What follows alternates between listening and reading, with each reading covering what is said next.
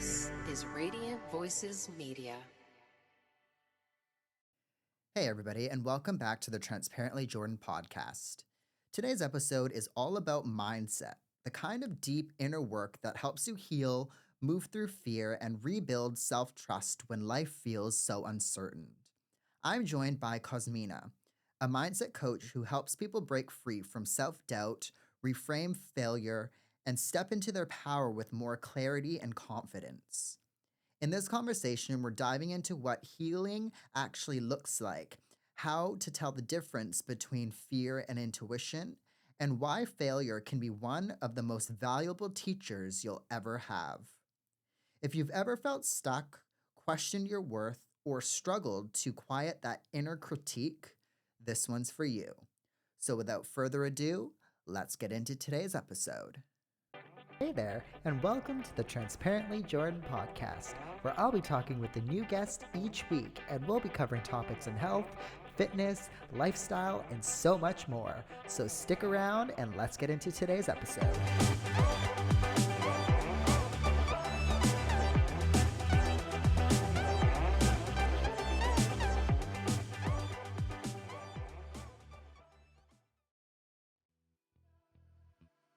Hey everyone, Jordan here. If you're like me, always pushing for that next level in training, recovery, and overall wellness, then you know the right fuel makes all the difference. That's why I'm excited to share my go-to for clean, powerful nutrition, Tropika. Tropika's range of certified organic supplements is packed with high-quality ingredients designed to fuel your body and elevate your performance. Whether you need a protein boost post-workout, an energy kick to get you through the day, or gut-loving superfoods to keep you feeling your best, Tropika has you covered. I personally love their lean protein because it helps my recovery without the heavy bloating feeling I get from these other proteins that I've had in the past. Plus, everything is free from artificial nasties, so I know exactly what I'm putting in my body. If you're ready to take your health and performance to the next level, check out Tropika today at tropika.com.au. And because I love hooking up all of my listeners, use code JORDSDAY10 for a special discount at checkout. That's JORDZDAY10 at checkout for a special discount. Fuel your body and power your life. Tropika has your back. Thanks, you all. Perfect. Well, thank you for coming on and taking the time. But maybe to get started, to the person that's listening, do you mind just introducing yourself and let the person know a little bit about you? Yes. Yes. So thank you so much for having me. My name is Cosmina Naum, and I am an intuitive mindset coach. I've been doing this work for about 10 years, and it's very much informed by my 10 years of clinical practice, but also my lived experience as well. Amazing. Well, I think like the reason why I wanted to have you on was because I've seen a few of your posts on Instagram, of course. And I think like this whole like life coach, but also like healing, self-doubt, like we all want to be better, right? And I know like the listener listening in right now is the person that wants to be better, to improve, and to kind of move forward. So I thought you would be a perfect person to kind of have on the podcast. But maybe if you don't mind just getting started by telling us about healing. And I think like there's this notion that, we all want to heal, we all want to kind of be better. And I think we all might have a trauma or something in our past that we want to get over. What's the first step that we can kind of start that healing journey in that process? Yes. So I think we were all born whole and worthy. So if we start at the very beginning, we were all born authentic and we are inherently worthy, right? So I think a lot of our issues come from feeling like our self worth is very conditional on how we perform and what we do and our output, our productivity, those sorts of things. So what happens through life is that we were born authentic. If you think of yourself as a child, you're free, you're playful, you're free spirited, you're happy in the moment most of the time, and you're very, very young. And then what happens is that through life, we get taught that in order to fit in order to be safe, we have to shrink parts of ourselves or change ourselves in order to belong effectively and to maintain that connection with our primary caregivers. And so through that experience, we develop certain coping strategies that are very effective when we're very young, but they become less effective when we're older. And also through those life experiences that are very different person to person, we develop certain core beliefs around who we are as people and our worth and those sorts of things. Um, and then that shapes our behavior.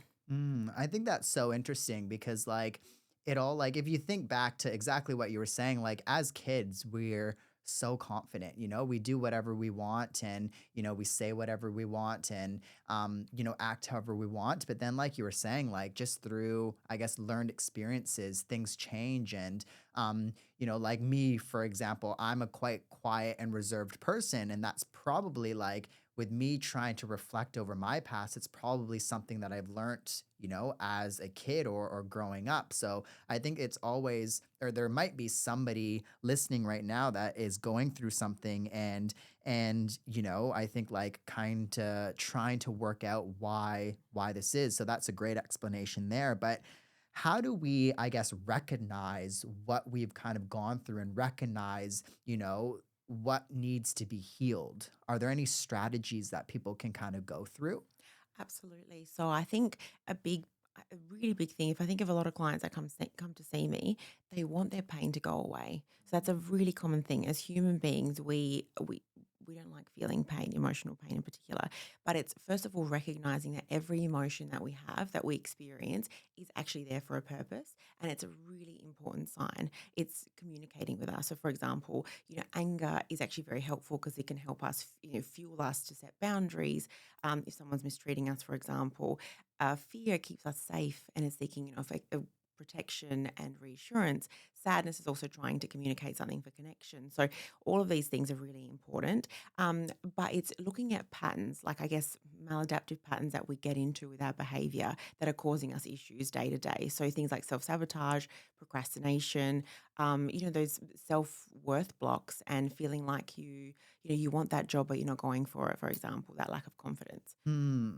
Why, like, I quite like the whole self-worth and self-doubt and those few points that you made, but like why do you think we as people go through self-doubt at a lot of times? Because I think like sometimes too, like, in my experience, a lot of things that have come up on the podcast in the past is, people always having, let's say, a fear of starting something or a fear of failure, this and that leads into self-doubt or whatnot. But like why, like, of course these feelings are important, but how do we get around, I guess, self-doubt and fear, and how do we stop letting those things hinder us?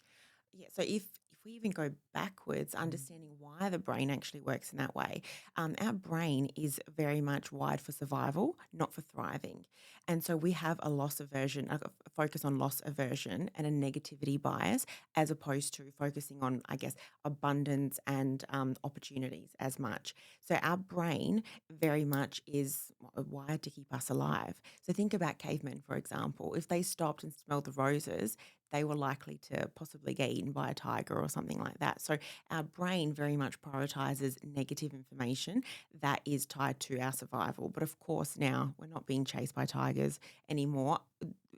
We're mostly safe most of the time. And so we don't actually need to, our brain doesn't need to just prioritize negative information. But it's still just evolved to do that. So I guess it's first of all picking out the thoughts. So, working out what thoughts are driving your behavior. Because what we know is that our thoughts shape our emotions and also influence our emotions and also our behavior as well. So, it's trying to, I guess, pay attention to our thinking and work out when we're getting stuck and hooked on a negative thought. And then stepping back from that and questioning, well, is that helpful for me? Is that actually the truth?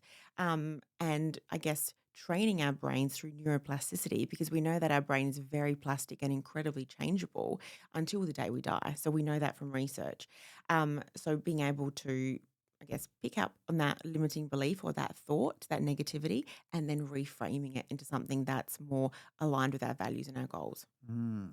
how do we like, because some people like myself, I think I've tried and I am still going through that whole journey of improving. And I think like you were saying, recognizing when we might be fearful or recognizing when I might be self doubting myself and like trying to revamp that. But I think some people are very negative a lot of the times. And I don't know why that reason is. I used to think it's just because some people were that way. But like, how people out there and to the listener listening right now, if they are experiencing like repeated thoughts of self doubt, what are some exercises or some ways or strategies that they can kind of catch those thoughts? Because I think it's easier said than done, isn't it? Like, I don't know, any tools until like I've practiced, through Google or whatever. But like, what are some easy strategies that people can implement maybe today?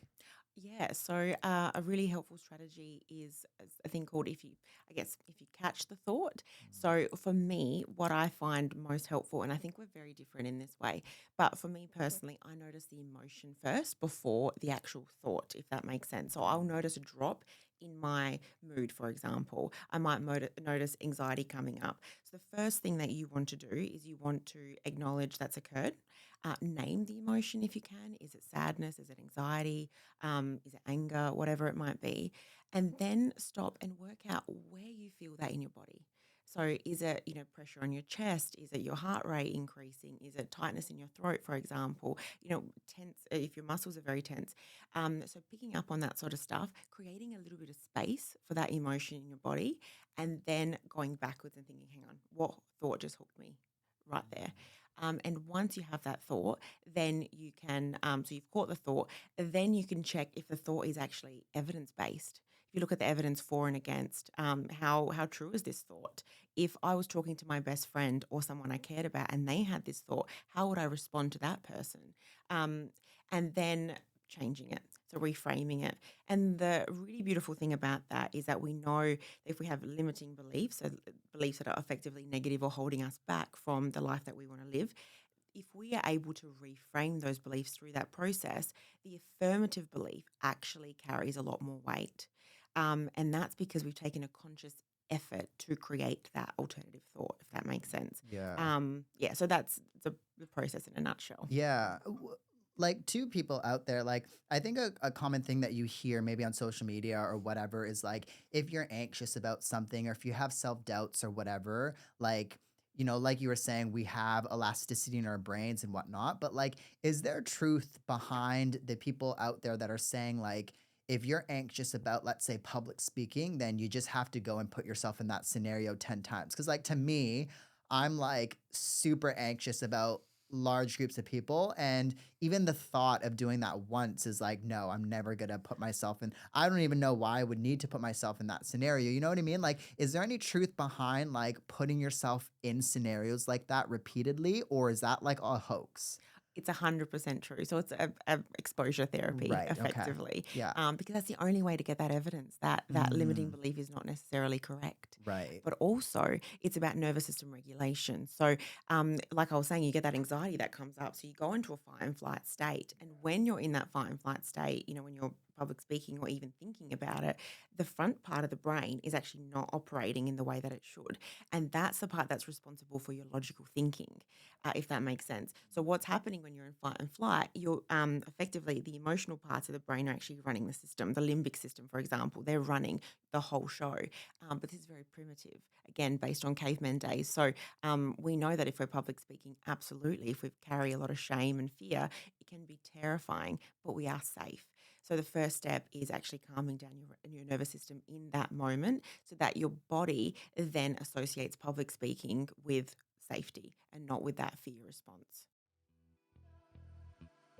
Hey everyone, I want to tell you about a brand called Reed, the sunglasses made by runners for runners.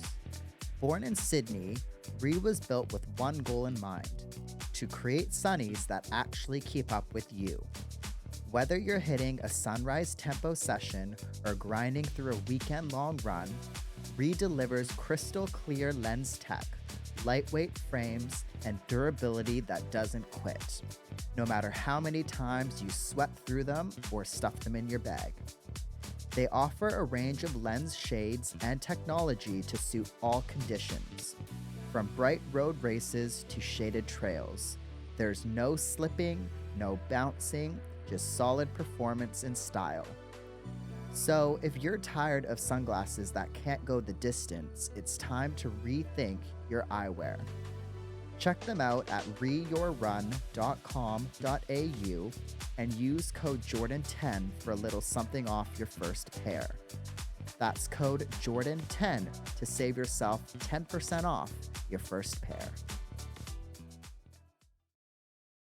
Those, that feeling of being anxious and like the butterflies in your stomach and that kind of stuff, um is like, are there any strategies to maybe ease into that? Like if somebody, like I think for me again, like if we're to stick on the topic of public speaking, for example, like Mm. if somebody were to ask me tomorrow, Jordan, come and present on how to start a podcast or whatever, and there's going to be even 10 people, to me is like a lot. You know what I mean? Like, are there any tips for people to ease their way into how to get over those anxiety or those high stressful scenarios? Cause again, like, I don't know. To me, it just like putting myself in that position even once, like I understand absolutely the more you do it, the better you're gonna feel. But even to just put myself in that scenario once, I think like to the person listening right now or anybody, it could be a high anxious kind of scenario.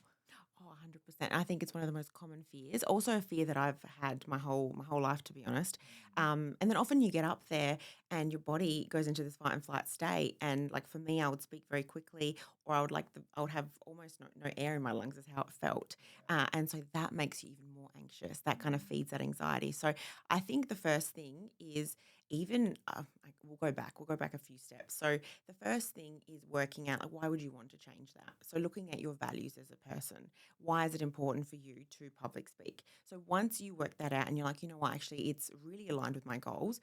I want to step into that person. I want to do that more because one, I think I'd enjoy it, but it's it, you know, I don't know. You can I help more need to. You can, people. yeah, you can Yeah. help more people. Yeah. Absolutely. So, um, once you work that out, then you can go a step further and be like, okay, well, what's actually getting in my way? Then you can start to, so you've got the goal, I want to public speak. Then you can start to write a list of all of your limiting beliefs. What are all the reasons why this is absolutely terrifying for me? Then you can pick your top limiting belief and start to change it and reframe it and come up with an affirmative belief, for example. The next step is to actually, again, relax your nervous system before you go up and when you're thinking about it. So you can use things like visualization, which is incredibly effective to calm your nervous system to, like, I guess, pretend that you're public speaking. Imagine that you're up there and calm yourself down with deep breathing, which is our body's greatest physiological regulators. Especially if you take in a very deep breath, hold it, and you ensure that your out breath is longer because that actually slows down your heart rate. Um, and then you can keep practicing that over and over again. But ultimately, you're going to have to do it in real life, and it's going to be scary. But you're only healing through the pain and through that fear. If you avoid it, you're only reinforcing the fear. Yeah, absolutely. And I love that point that you made, like, the early steps, what's holding you back, like I think for me, if I think about like staying on the topic of public speaking, like what's holding me back, like what's the worst that could happen? You know what I mean? Like I'm not gonna die or anything like that. Like, I think like what's holding you back is probably a really good tool for people to use because it's so simple, like Mm. putting down like 3 points on what's holding you back. And I think, again, if we go back to like this negative mindset, even if all three of those points, I mean, they are going to be negative, like at least then you can strategize on how to like flip those things. So I really like that tip there. But like another I guess common theme that's come up on the podcast, like I think self-doubt, but like high achievers. I think sometimes high achievers always have this like whether it's early on or through their career have this self-doubt, and it almost seems like high achievers have more self-doubt than other people. Why do you think that is? Why do high achievers often have this kind of theme of of self-doubt basically? So many different reasons. I think one is unrelenting standards. We hold ourselves to very, very high and unrealistic standards often, but also it's the Dunning Kruger effect. I'm not sure if you've heard of that before, Ah, but what it is like the more you know what you don't know, and the opposite is also true. If you don't know much, then you don't know what you're missing out. You don't know what you don't know, and so then you feel more confident. So I would say that if you actually have that imposter syndrome and you're questioning yourself and doubting yourself, like congratulations, it's actually a really good sign. It's also a sign that you're actually that's a reframe, I guess, but it's also a sign that you're pushing yourself out of your comfort zone, which is what we want to be doing always. We're constantly striving for greatness. And then of course, goes back to looking at your thinking and is it fair? Is it balanced? Would you hold your friend to the same standard or your colleague to the same standard? And questioning that. And why is it so important that you're perfect? Right? We should really embrace imperfection because that's just being human. yeah. What about like coping mechanisms? Because I think like if I think back to the areas in my life where I've had doubts about myself or whatever, like I think like if you're putting yourself maybe in a new situation or you want to start something, like sometimes a coping mechanism could be like procrastination or like just finding ways to further doubt yourself and not get something started. So how do we, I guess, combat these coping mechanisms with self-doubt, so that somebody can actually get over this fear of maybe starting something, for example? Yeah, I mean, I think the first thing is also giving it a go and just like that reframe around. I guess is you have to kind of do it, and then things get easier with time. You get that momentum, and again, you're getting that evidence to contradict your fears. Right. The other thing, and it's a concept that's very well researched, is a self compassion. So again, speaking to yourself like you would to someone that you care about in a more caring and compassionate way, because we all have this inbuilt inner critic. And this inner critic, this internal kind, it's us, of course. It's nothing. It's not separate to us. It's a part of us that puts us down, and this is something I guess, we reinforce through childhood. It might be parents being really hard on us, even if they're very well meaning. That can happen. It could be teachers, other friends, even that are putting us down if we've been bullied, for example. So it's starting to work out. Okay, what's my inner critic? And what's the healthier part of me? What does that part have to say? So it's being able to, again, catch it and examine it. Right, right. When we talk about fear, I think sometimes it can get mixed up with maybe like intuition. Like I think sometimes fear is important when I guess we're wise. I don't I guess like what's the my question is what's the difference between fear and intuition when it comes to like if we stay on the same topic of let's say starting something or maybe meeting a new person or whatever it might be. What's the difference there and how do we differentiate like when a decision we need to make is actually smart versus like it being fearful? Mhm. That's such a good question. I think it's quite hard to work it out because we're so used to feeling that fear and then really listening to it. So when that fear, again, it's such an intense feeling in our bodies, it really drowns out our intuition. So the fear comes from that limbic system, the part of the brain the emotional part of the brain, effectively, that's wired for survival. So it's remembering that. So it's a sense of real urgency, and you get all of that adrenaline and cortisol that's rushing through your body. So that's how fear often feels. Intuition is very calm, and it's a lot more certain, and it comes from a much more grounded place as Right. well. So it's about being able to work out what the difference is between those two and how that shows up in your body as well. And that comes with practice, but also through things like meditation. And if you feel a lot calmer in your nervous system, because obviously if you're in a rest and digest state, not a fight and flight reaction, in that rest and digest, you actually have the ability to, again, to think rationally, and to be much calmer in your body and then actually hear what your intuition is trying to communicate. Mm. So like practically if somebody wants to be more calm and like wants to use let's say meditation for example, Mm. is there a time frame that people need to expect like to practice let's say meditation or practice these skills before it can regulate your nervous system or whatever, or how long does it take? Because I think like that's a hard answer, I know, because Mm. sometimes it's different for everything, but I think like we live in a world where everybody wants a solution now, really.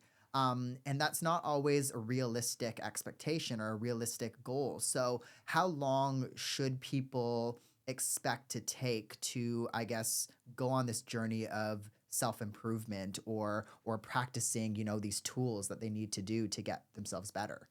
Yeah, so it's how long's a piece of string? So like that's the thing. It's so hard to answer because it depends on everybody and I guess our life experiences as well. And if we've done it before, if we're completely new to it. So for some people, even doing deep breathing can be quite an anxiety provoking exercise. So it's about really breaking it down. And you might start with very basic grounding strategies.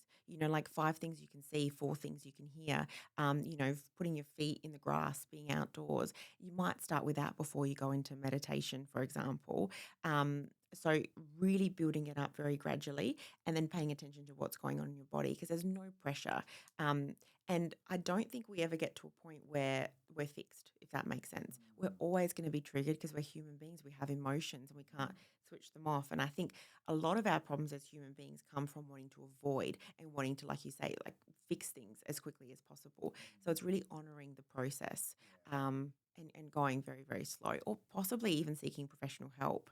Yeah, for sure. I think like that's a very common like I liked your whole example of like us wanting to avoid or go down that stream because I think like a lot of the times I guess when we go back and talk about procrastination or whatever like it's sometimes easier to avoid something than it is to like do the work a lot of the times or to kind of get over. And I guess it goes back to fear like it's scary to change or it's scary to kind of face these things that are basically shaped our identity in a way, but like how does somebody, I guess, detach something from their identity? So, like for example, like I grew up and I was bullied and I don't necessarily feel like that's part of my identity, but some people might associate, I was the bullied kid and like this is why I behave the way I am. Like how do we detach these things that have happened to us in the past from our identity um, so that we don't kind of let them shape our mindset, if you know what I mean. Yeah, absolutely. And I think a lot of it comes back down to working out what your authentic essence is as a human being beyond that. So when you're a child, before you had those experiences, what games did you like to play? What were you like? Because again, we often abandon some of these things through life as well. So it's working out who you are authentically, your authentic essence, what gives your life meaning and purpose, and your values. Our values are like our compass in life or our direction.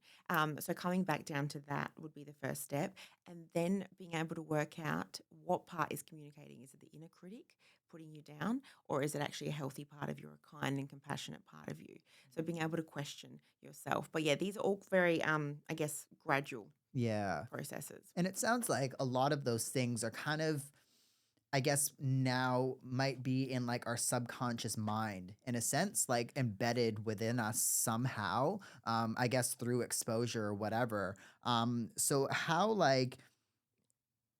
do these beliefs and these subconscious like ideas that we have behind us, how do we kind of um get over, I guess, those kind of things? Because like again, it's easier said than done and I think like, you've mentioned some great tips in the past about like some like key things to work towards, but I think like when we don't know what we need to like focus on because it's again part of our subconscious mind, that makes it even harder to kind of get over and to kind of write down things, right? So like how do we, I guess, realize what subconscious and what our true, I guess, self is?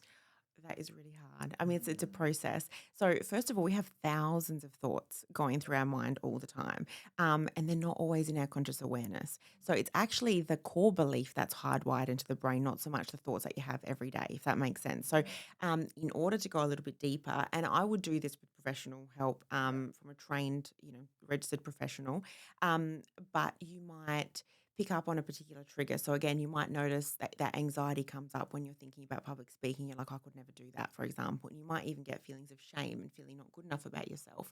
So at that point, really tuning into that feeling, again, where you feel it in your body, allowing it to be there without having to change it. And then going back and thinking, when did I feel this feeling for the first time as a child? And then that can give you some tips into how that possibly originated for you. And the reason I say it's really important to have a lot of support around this is because obviously we all have different experiences. We have, big T traumas, small T traumas. And so, especially if you're dealing with big T traumas, you need to do that with a professional. But often those childhood experiences are where these beliefs originated from. And so, once you can work that out and say, okay, actually, it's because of this. And because I had this particular experience, I attached as a human being a particular meaning to it, and remembering that when we're little, we're egocentric. So what that means is that we think we're at the center of the universe, not in a bad way, but it's very normal. We think that if anything, if our parents are unhappy, if things are going wrong around us, it's our fault. And so that's quite normal in children. And so once you work that out, then it's being able to change that. Well, how would a very healthy adult in my life have responded to me in that particular situation? And then being able to work through that and heal that way, so you can understand you weren't the actual problem. Right. When we think about like relationships, and we think about like, wanting to improve for relationships or within a relationship, how like because it's hard to like, let's say you're in a relationship or even with family members, like not necessarily a relationship with a significant other, but like, if you want to go through growth and you want to improve yourself, it's easier. Yes, it's easy to do it on your own, but I think too, like if you have and you're living with somebody else and you don't necessarily like maybe attitudes that they have, for example, like it's hard to then bring what you're working on and saying, oh, well, you need to change as well. You know what I mean? Like, I don't think that's maybe fair or whatever. Like, how does somebody who is listening right now wants to improve themselves, but might be, in a relationship or whatever? How do they not let their self growth affect a relationship, if you know what I mean, or vice Mhm. versa? Because like again, I think like it's super easy for us to, if we're at home by ourselves or we're single, to want to grow. But like again, if we're in an environment where we don't necessarily like, we're starting to realize, oh, the other person is a bit negative and that's rubbing off on me, like it's a bit difficult and it can be a bit messy in a sense. And I'm not like, Mm. we're not giving advice to like break up with somebody or anything like that, but like what does somebody need to do and how do they need to be thoughtful when they are going through a self journey kind of process? Mm. Well, the reality is that relationships are incredibly triggering for us a lot of the time, but also they're the greatest opportunity for healing as well, because that interaction between you and your partner is one, you're going to have certain wounds that are going to come to the surface, and the way they respond versus how you respond can actually be incredibly healing, and you can actually grow a lot closer together. In some cases, you need more support than that, but also it comes down to your boundaries, I suppose, as a person, and what you're willing to accept and what you're not willing to accept as well. So being, I guess, asking yourself that question, is this acceptable or not? And then working out what's in your control, because their behavior is not in your control and your behavior is not conditional on their behavior either. So it's actually about accountability for yourself. And if you are in a relationship where the other person is not taking any accountability, then you've got to also question, I guess, whether that's aligned with your values, and that sort of stuff. So I guess more questions come up at that point. Hmm. When we're talking about like becoming the better version of who we want to be, etc. What is the role of like habits, language, self-talk, that kind of stuff? Like I know again, practice makes perfect. The more that we do things, the better things become a habit, etc., etc. Um, but but when it comes to like habits and language, what is the importance of those kind of things, and what kind of like things do we need to be telling ourselves language wise, for example? Like, does it always need to be so positive, or can, let's say, negative language sometimes be positive? Like let's say, oh, let's say somebody is thinking that they're too quiet, for example, and they're quite negative about that thing. I think sometimes that, in my mindset, sometimes some people can take that as motivation, if you know what I mean. So, like, does language always need to be positive, or does that negative language sometimes help? I think language needs to be honest and truthful. Mm, I think that's more important because otherwise, if it's something called toxic positivity, where we just right. tell ourselves to be positive all the time, and it's not effective at all. It's not authentic either, and effectively, it comes down to just avoiding emotions again. So it's that same trap again that we get into. So again, the healing is through feeling it and through acknowledging the reality of it, and then remembering that failure and these setbacks and hurdles are our greatest teachers. They do accelerate our growth if we choose to view them in that way. That's that real fixed versus a growth mindset as well. And things like meaning making. So that's a well-being skill, which talks about, when you've gone through something like an adversity or something really tough, a lot of the times people can draw a lot of meaning from that, and that can actually grow, and not only grow, but it can reinforce your personal strengths as well. So there's a lot of beauty in adversity and difficult situations that happen as well if we choose to view them in that way. Yeah. When it comes to, let's say, practicing this language or practicing these things, I think journaling is quite common these days. Like, people love to journal. And I think one thing, like, I've journaled quite a lot in throughout my last couple of years. But one thing that I find is a lot of the questions are quite similar, but also, like, to me, I'm like, well, if you're seeing a professional, you might get a question or a way or a tool that's quite specific to you, if you know what I mean. Whereas when you're going out and you're purchasing these journals, they're broad and like everybody's purchasing and doing the same thing. So, like, how how good is journaling, or are there any better, I guess, strategies that people can start practicing at home? Because journaling is quite popular these days, but is it actually an effective tool to help work through these things and work through the things that we actually need to get through? Or what's the whole idea of that? I mean, I think journaling is a great tool, but it's how it's used, like with everything else. Because journaling can also become a way to ruminate. So, ruminate is where you're kind of thinking over the same thought again and again. It comes from like cows chewing on the same piece of grass. So, that's not a very helpful strategy. Also, what we know if you're using journaling to worry more, for example, the more you worry, the more worries you create. So, that's not a helpful strategy in that sense. So, it's how it's being used. Um, and so if you're using it to identify some of your limiting beliefs, for example, and then challenging those beliefs in a really helpful and caring way, or if you're using it to connect with that sense of self-compassion, that healthy adult self, then I think that can be really helpful too. So it depends how it's being used. Right. How do we protect ourselves, but without like putting ourselves in bubble wrap? Because, like, I think I think it is important to protect ourselves emotionally as well. But I think sometimes we can put up these walls and protect ourselves too much, and again, like, wrap ourselves in bubble wrap. Maybe if it's after a trauma or through lived experiences or whatever. But, like, how do we, like, do we need to a protect ourselves, and b, like, how do we do it in a proper way that we're still open to other people and to things without, again, wrapping ourselves in bubble wrap and never putting ourselves in situations? Mm. So it's again questioning where that comes from, and where is that a fear, for example? Where does that fear originate from?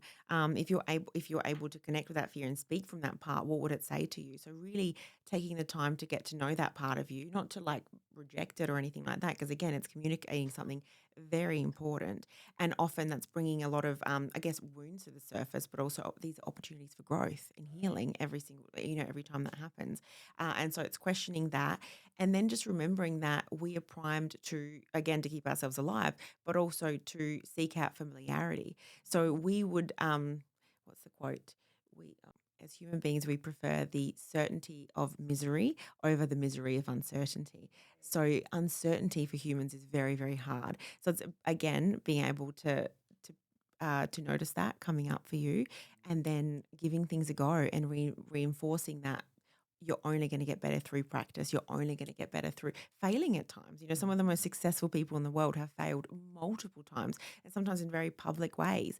And now they're thriving. Of course, took a while to get through that healing, but it's definitely a part of it as well. So you just don't grow through comfort. You Right. grow in your stretch. You want to be stretched, not just comfortable all the time, because otherwise you stay the same. Yeah. What about the word no? A common theme that's coming up in the past is like, yes, it's important to say the word no because it protects us, it protects our peace. But also like we don't owe other people anything. But I think too, sometimes like if we say no too much, then it can also be a bit negative as well, right? So like how do we protect ourselves and say no to people and like, be okay with saying no, but also like not letting it get out of hand, if you know what I mean. Yeah, so I think it's around coming back down to your values and the life that you want to live. And you can ask Mm. yourself, well, when I say no, is that getting me closer to the life that I want to live, or further away from the life that I want to live? So that's a question that you can always ask yourself, towards or away, my dream life. So questioning that all the time. Yeah, through journaling, maybe talking to a friend as well, and asking for that honest feedback from someone that you care about too. Yeah. How do we set like you mentioned a little bit earlier, like setting the boundaries in relationships and stuff like that. How do we set boundaries for ourselves and recognize what our boundaries are? I think it's working out, if you're about to say no to something, if you're overworked, for example, and you've got this tendency to always do more and to always take it on, picking up on that anxiety that comes up, that's a real, that's a bit of a tip, I guess, for anybody when you're starting to feel like that, when you're feeling more anxious, more tight in your body, that's an indication that it could be a bit of a coping strategy that you developed when you were younger, for example. Um, and then, unfortunately, look, setting boundaries is hard because once you start doing it, if people are used to you doing a lot for them, some people might fall away at that point. And it's also being able to sit with that and understanding that the people that respect your boundaries are going to come along with you as you grow and as you change and expand as a human. And some people might not. And that's a very bitter pill to swallow, I think, for a Yeah. lot of us. That can be quite hard, I think. Like, especially if you lose, yeah, maybe friendships that have been there for years or whatever. I think too, like in social media, a theme that also comes up is manifestation. Like, especially at the beginning of the year or whatever, like we want to manifest this or that to happen. Is there some truth behind like manifestation or how does that work? There's a lot of truth behind manifestation in terms of how our brain works and that negativity bias, and priming out, I guess, our brain to pick up on good things rather than negative things. So it's again through neuroplasticity. So there is a lot of evidence base for that in terms of behavior change. What's different, I think, in the manifestation world is the spiritual belief, and that's, to me, that's a personal belief system, and that's not necessarily evidence based as such. There is a lot of evidence based to the benefit of spirituality, if you have those practices, absolutely. But in terms of what you believe in angel numbers and all those sorts of things, that's a personal belief system. Right. Okay.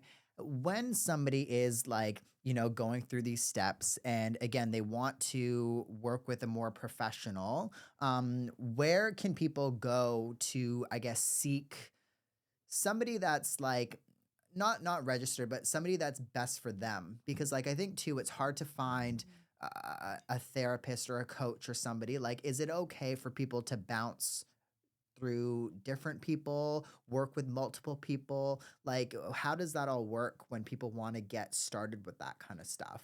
Yeah, so I think I've had different coaches for different points in time. Like when I was competing, for example, versus before that, I had, and I found that very, very helpful, depending on where you're at with your journey. But I would look at their websites and social media, those sorts of things, see what they're talking about, see if you resonate with that message, and then most would offer a discovery call that would be free. So I think always take the time to actually talk to them honestly and see how you feel when you're having that conversation with them, and asking them questions and seeing if you resonate. And there's never any pressure for you to work with those people as well. And it's also just being really mindful of the manifestation space. Like the old school manifestation rhetoric was very much around, we'll just think positive and sit in the mirror and, repeat these affirmations to yourself.